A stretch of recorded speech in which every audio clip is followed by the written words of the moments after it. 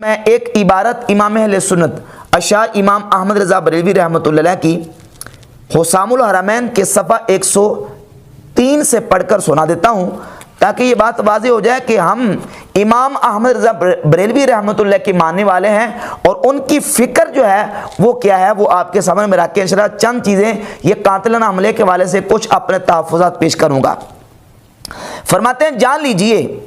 کہ دنیا میں گردنیں مارنا بس حکام ہی کے سپرد ہے، نہ عام رعایا کے، یعنی عام رعایا کو اس کی اجازت نہیں ہے۔ گردنیں مارنا یعنی کسی کو قتل کر دینا، کسی پر حد جاری کرنا۔ جس طرح آخرت میں عذاب دینا صرف ذوالجلال والاکرام کے ہاتھ ہے، اور لوگ جو سلاطین و حکام کے سوا ہیں ان کا فرض فقط زبان سے اور بیان سے جھڑکنا، زبان سے اور بیان سے جھڑکنا، اور اہل اسلام کو شیاطین کے بیل جول سے بچانا ہے اور کام حکام تک پہنچانا ہے۔ اللہ تعالیٰ کسی جان کو تکلیف نہیں دیتا مگر اس کے بوتے بر، بلکہ حقیقتاً فقہائے کرام نے کتب فقہ میں مصرح ارشاد فرمایا ہے کہ جس مرتد کو بے حکم بادشاہ قتل کر دے اسے بادشاہ سزا دے۔ جب ممالک اسلامیہ میں یہ حکم ہے تو ان کے ماں سوا میں کیسے نہ ہوگا، کیونکہ مرتد کے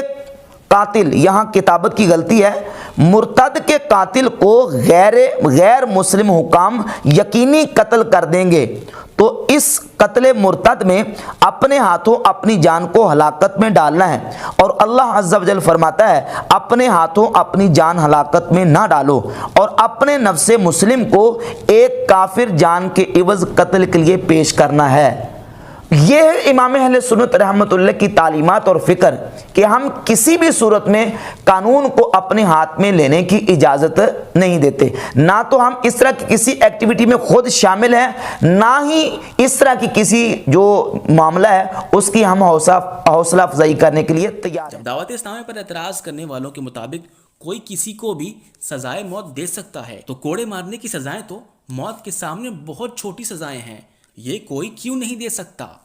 ان لوگوں کو بھی اب یہ ماننا پڑے گا کہ یہ سزائیں دینے کا اختیار ہر کسی کو نہیں ہے۔ یہ سزائیں اسلامی سلطنت میں سلطان اسلام دے گا، عام شخص کو ہرگز یہ اجازت نہیں کہ وہ ان میں سے کوئی سزا کسی کو دے۔ اور ان بے علموں کو پتہ نہ تھا کہ وہ اعتراض دراصل امیر اہل سنت پر نہیں بلکہ اعلیٰ حضرت امام اہل سنت پر کر رہے ہیں۔ اعلیٰ حضرت امام اہل سنت رحمۃ اللہ علیہ فرماتے ہیں،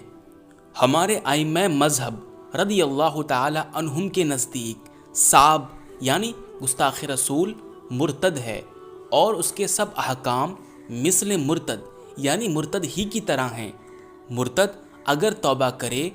قبول کریں گے اور قتل نہ کریں گے۔ اعتراض کرنے والے امیر اہل سنت کی ویڈیو میں بیان کی گئی پوری بات سنتے ہی نہیں، یا سنتے ہیں تو شاید سمجھتے نہیں۔ اپنی ویڈیو میں امیر اہل سنت نے فتاوی رضویہ اور بہار شریعت کا حوالہ بھی دیا تھا، لیکن معترضین اس حصے کو کٹ کر کے چلاتے ہیں اور مکر سے کام لیتے ہیں، کیونکہ آپ کو قانون یہ اجازت نہیں دیتا کہ آپ مارے۔ تو اسی طرح کوئی کیسا ہی جرم کرے، مثلا کوئی سرکار کی گستاخی ہی کر لے معاذ اللہ، تو اس کو بھی خود قتل کر دینا یہ شریعت میں اجازت تھوڑی ہے۔ ہمیں بہار شریعت پڑھے آپ تو فتح رضویہ شریف پڑھے، بہار شریعت پڑھے آپ تو فتح رضویہ شریف پڑھے۔ فتاوی رضویہ میں سیدنا امام ابو یوسف رحمۃ اللہ علیہ کے حوالے سے اعلیٰ حضرت نقل فرماتے ہیں، جو شخص کلمہ گو ہو کر حضور اقدس صلی اللہ علیہ وسلم کو برا کہے یا تکذیب کرے یا کوئی عیب لگائے یا شان گھٹائے، وہ بلا شبہ کافر ہو گیا اور اس کی عورت نکاح سے نکل گئی۔ فقہائے کرام کے گستاخ کے حوالے سے عبارت نقل فرمانے کے بعد اعلیٰ حضرت فرماتے ہیں، اس میں اختلاف ہے کہ سلطان اسلام انہیں بعد توبہ و اسلام صرف تعزیر دے یا اب بھی سزائے موت دے۔ وہ بزازیہ اور اس کے بعد کی بہت کتب معتمدہ میں ہے کہ اس کی توبہ مقبول نہیں، اس کے یہی معنی ہے، اور اس کی بحث یہاں بیکار ہے۔ کہاں سلطان اسلام اور کہاں سزائے موت کے احکام؟ دیکھیں کیسے واضح الفاظ میں اعلیٰ حضرت فرما رہے ہیں کہ سلطان اسلام ہی گستاخ کو قتل کرے گا، اور یہ بھی کہ ہند میں سلطان اسلام جب نہیں ہے تو کہاں سزائے موت کے احکام، اور بعد توبہ اس کی سزا کے بارے میں اختلاف کی بحث کو یہاں غیر ضروری فرما رہے ہیں کہ جب یہاں سلطان اسلام ہے ہی نہیں تو اس مسئلے کی بحث سے کیا حاصل ہونے والا ہے؟ اور فتاوی رضویہ میں ایک اور مقام پر فرماتے ہیں مرتد ہونا سب سے بدتر جرم ہے، اس کا کیا کفارہ ہو سکتا ہے مگر توبہ و اسلام، اور اگر توبہ نہ کرے اور اسلام نہ لائے تو دنیا میں سلطان اسلام کے یہاں اس کی سزا قتل ہے اور آخرت میں عبدالآباد کے لیے جہنم۔ ایک اور جگہ ایک فاسق قاضی کے حوالے سے سوال ہوا تو اعلیٰ حضرت فرماتے ہیں وہ قاضی سزائے شدید کا مستحق ہے، مگر یہاں کون سزا دے؟ حاکم اسلام سزا دیتا ہے، بلکہ وہ حاکم اسلام اس قاضی کی ناپاکی پر قاضی کو قتل تک کر سکتا ہے کہ ایسا شخص یسعون فی الارض فسادا، زمین پر فساد پھیلانے کی کوشش کرتا ہے، میں داخل ہے۔ اور حسام الحرمین جس کو اعلیٰ حضرت رحمۃ اللہ علیہ نے ترتیب دیا ہے، جس کا ذکر کئی مقامات پر اعلیٰ حضرت نے اپنے فتاوی میں کیا، اس میں علماء حرمین شریفین نے اس بات کی صراحت کی ہے کہ گستاخ کو قتل کرنے کا حکم سلطان اسلام کے لیے ہے، بلکہ دو ٹوک الفاظ میں اعلیٰ حضرت کے خلیفہ اور شاگرد اور داماد مولانا حسنین رضا خان رحمۃ اللہ علیہ نے اسی حسام الحرمین میں کئی بار حاشیے میں اس بات کو بیان فرمایا کہ گستاخ کو قتل کرنے کا اختیار سلطان اسلام ہی کے لیے ہے، اور ایک جگہ یہاں تک فرمایا کہ جان لیجئے کہ دنیا میں گردنیں مارنا بس حکام ہی کی سپرد ہے، نہ عام رعایا یعنی نہ کہ عام لوگوں کے، جس طرح آخرت میں عذاب دینا صرف ذوالجلال والاکرام کے ہاتھ رہے، اور لوگ جو سلاطین و حکام کے سوا ہیں ان کا فرض فقط زبان سے رد اور بیان سے جھڑکنا اور اہل اسلام کو شیاطین کے میل جول سے بچانا اور کام حکام تک پہنچانا ہے۔ اللہ تعالیٰ کسی جان کو تکلیف نہیں دیتا مگر اس کے بوتے یعنی طاقت بھر، بلکہ حقیقتاً فقہائے کرام نے کتب فقہ میں مصرح یعنی صاف صاف ارشاد فرمایا کہ جو کسی مرتد کو بے حکم بادشاہ قتل کر دے اسے بادشاہ سزا دے۔ جب ممالک اسلامیہ میں یہ حکم ہے تو ان کے ماسوا میں کیسے نہ ہوگا، کیونکہ مرتد کے قاتل کو غیر مسلم حکام یقینی قتل کر دیں گے، تو اس قتل مرتد میں اپنے ہاتھوں اپنی جانوں کو ہلاکت میں ڈالنا ہے، اور اللہ تعالیٰ فرماتا ہے اپنے ہاتھوں اپنی جان ہلاکت میں مت ڈالو، اور اپنے نفس مسلم کو ایک کافر جان کی عوض قتل کے لیے پیش کرنا ہے۔ سیدنا عمر و سیدنا عبداللہ ابن عمر رضی اللہ تعالی عنہما کی حدیث میں ہے، فرمایا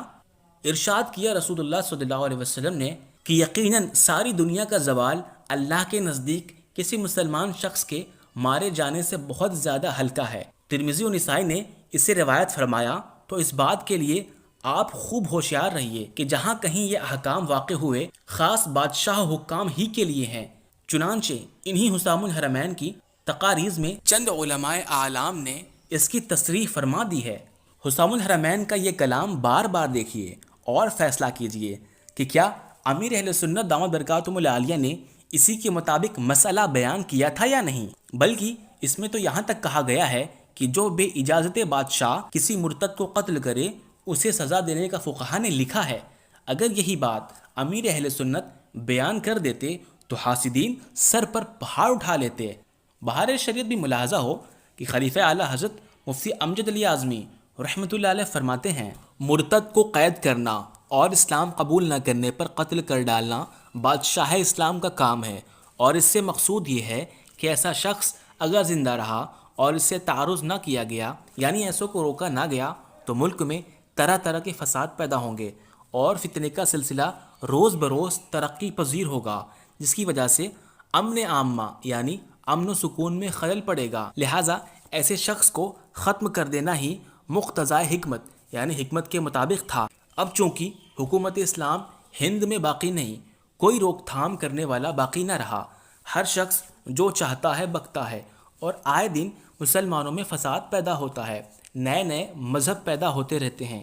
ایک خاندان بلکہ بعض جگہ ایک گھر میں کئی مذہب ہیں اور بات بات پر جھگڑے لڑائی ہیں۔ ان تمام خرابیوں کا باعث یہی نیا مذہب ہے۔ ایسی صورت میں سب سے بہتر ترکیب وہ ہے جو ایسے وقت کے لیے قرآن و حدیث میں ارشاد ہوئی، اگر مسلمان اس پر عمل کرے تو تمام قصوں سے نجات پائے، دنیا و آخرت میں بھلائی ہاتھ آئے۔ وہ یہ کہ ایسے لوگوں سے بالکل میل جول چھوڑ دیں، سلام کرنا ترک کر دیں، ان کے پاس اٹھنا بیٹھنا، ان کے ساتھ کھانا پینا، ان کے یہاں شادی بیاہ کرنا، غرض ہر قسم کے تعلقات ان سے قطع کر دیں، یعنی توڑ دیں، گویا سمجھیں کہ وہ اب رہے ہی نہیں۔ اور ایک مقام پر بہار شریعت ہی میں فرماتے ہیں قتل وغیرہ کے متعلق جو کچھ بیان ہوا یہ اسلامی احکام ہیں جو اسلامی حکومت میں ہی ہو سکتے ہیں، مگر اب کی ہندوستان میں اسلامی سلطنت باقی نہیں۔ اگر کسی کو قتل کرے تو خود موجودہ حکومت کی طرف سے قتل کیا جائے،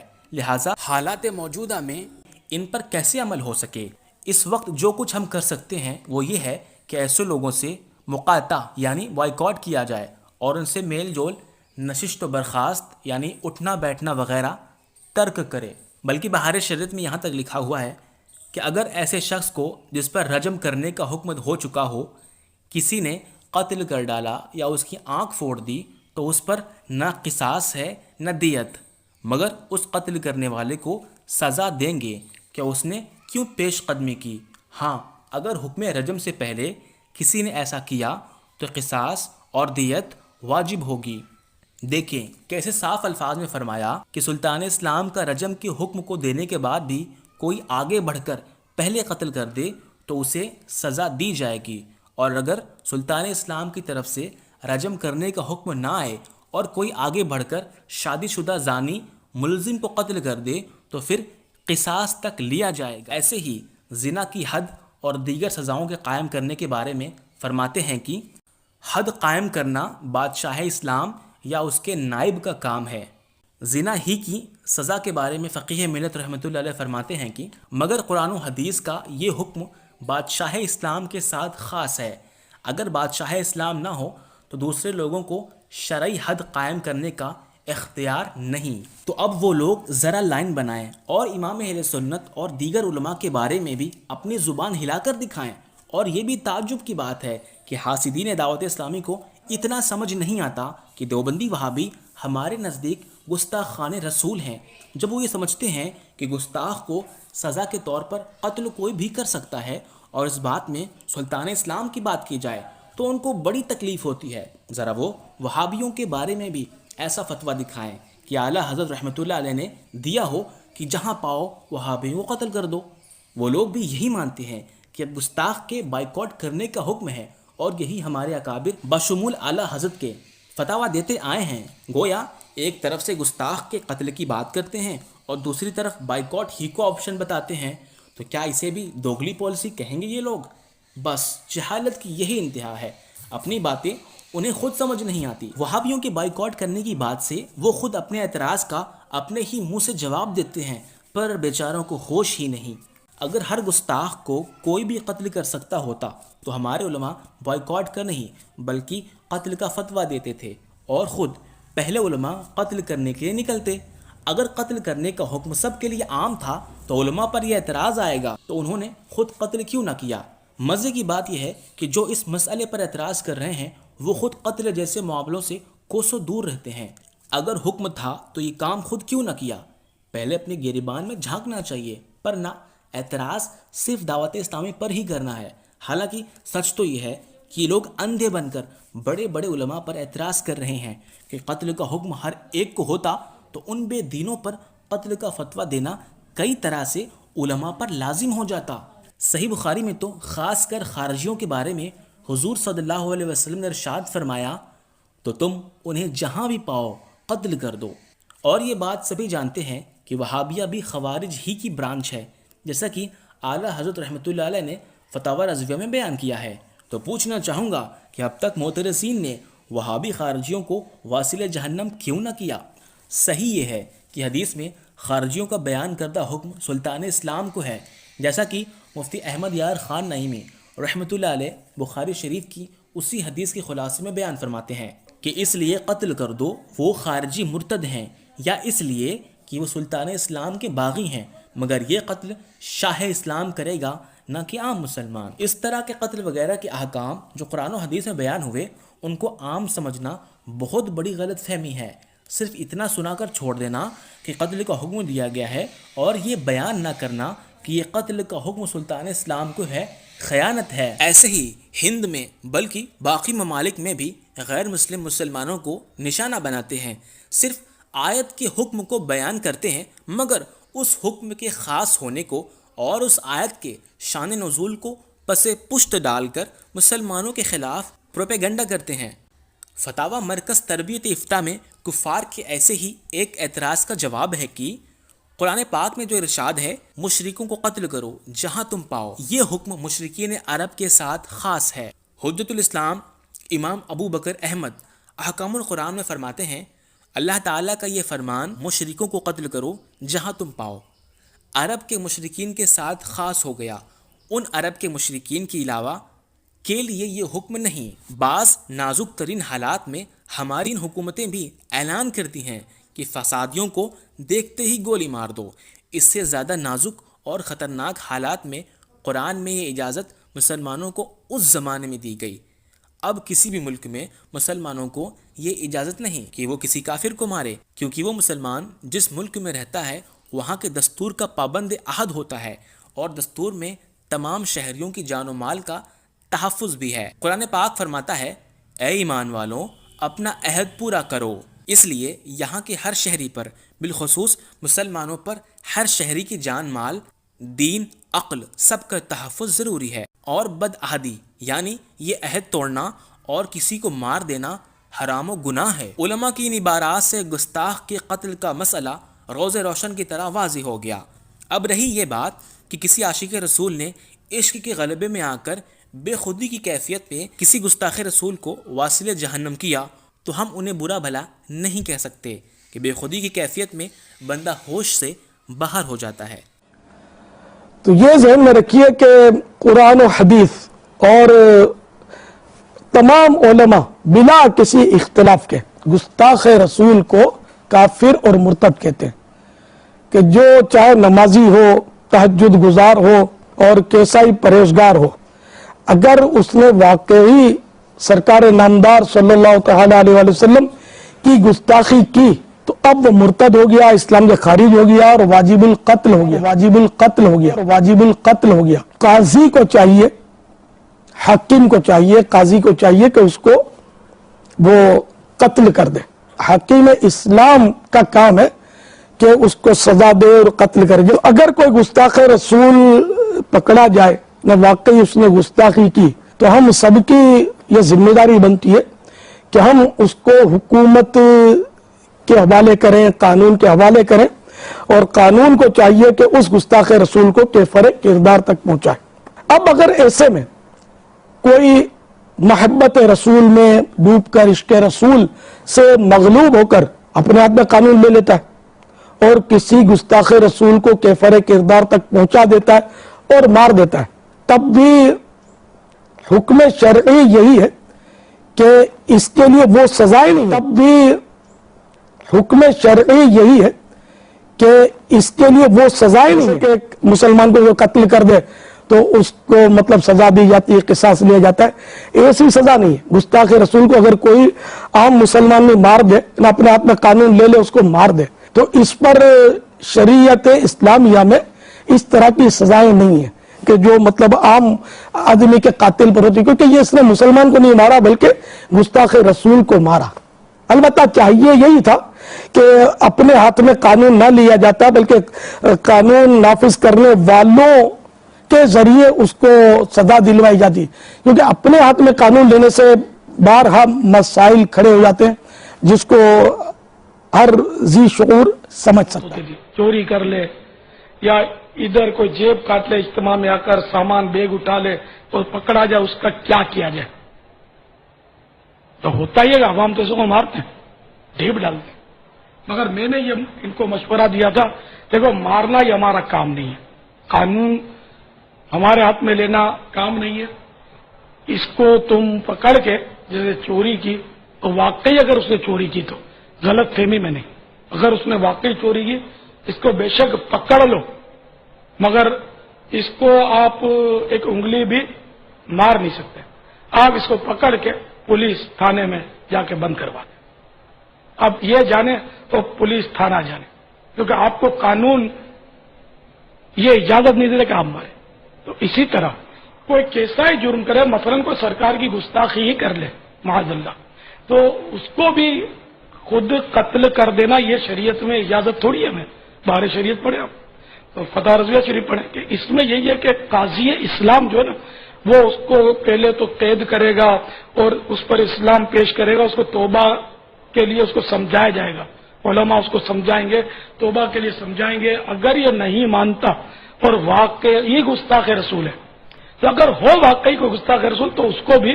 ہمیں اجازت نہیں کہ ہم اس پر کوئی مطلب کہ مار دھاڑ کر دیں، ہم قانون کے حوالے۔ تو اس لیے چھوٹے سے چھوٹا جرم ہو، بڑے سے بڑا جرم، میں آپ سب کو یہی عرض کروں گا کہ اپنے ہاتھ میں قانون نہ لیں، کیونکہ آپ اپنے ہاتھ میں قانون لوگے، قانون آپ کو پکڑ لے گا۔ یہاں قانون یہ ہے، قانون آپ کو پکڑ لے گا اور آپ کہیں کے نہیں رہو گے، آپ مارے جاؤ گے۔ تو اس لیے اپنے آپ کو ہلاکت پر پیش کرنے کی بھی اجازت نہیں ہے، تو قانون کے حوالے کر دیں۔